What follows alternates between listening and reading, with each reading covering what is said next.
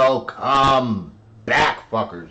Listen, it might not be weekly. I'm probably barely gonna review anything that happened over the past couple of weeks. But rest assured, valued viewer, you can't always continue to go fuck yourself. So let's just get back into this shit right now.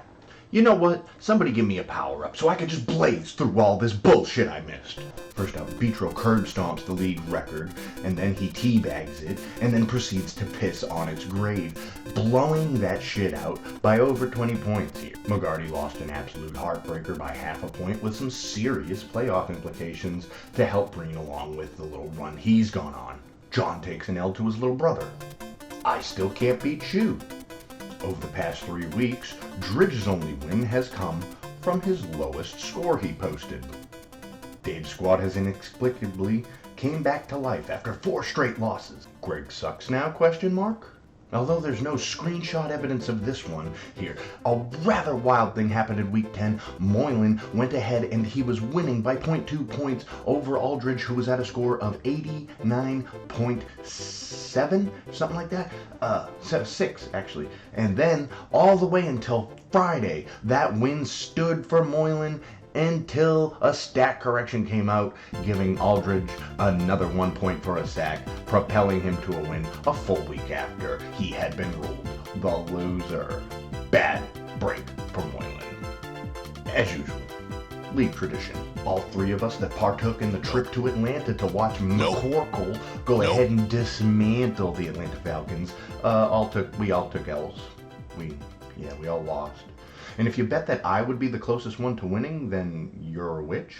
I can't explain that. And a little message to who beat me last week. Just sort of stiff-armed his own guy, found a little space and threw the ball.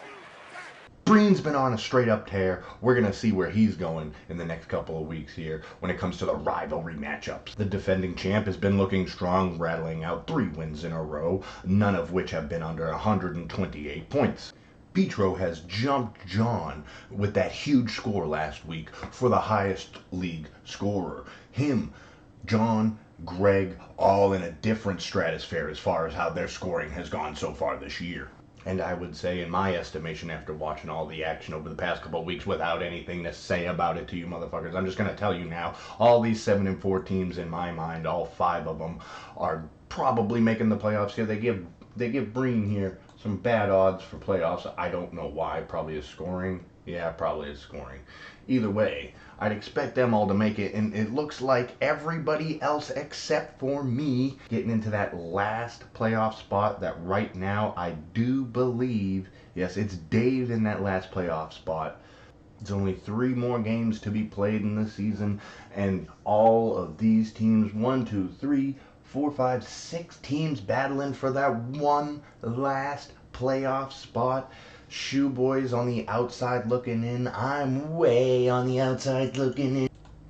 And that brings us here to the Week 12 Power Rankings. John's still up top somehow because I'd like to imagine I'm still right about it somehow. Vitro taking big leaps for the big couple of weeks he's had. Only 1 loss, I believe. The huge score with Jonathan Taylor. We'll see if he can keep riding that for the rest of the year. The best running back in the league. Ryan always up top here, the defending champion, 7-4, looking great. Greg is a little unsteady, but he's still a dominant powerhouse in this league that I think everybody should be worried about. Breen coming up out of nowhere, maybe a little lower scoring than everybody else, but I wouldn't want to face him. Dave, McGuy, Dridge, Campbell, Moylan, and Shu are all going to slug it out. I think there is a considerable gap between all of these teams in the 7-4 teams, but you never know what can happen in these playoffs. This single elimination, anybody can go on a run, it could get wild, and you can always go fuck yourselves. Happy Thanksgiving.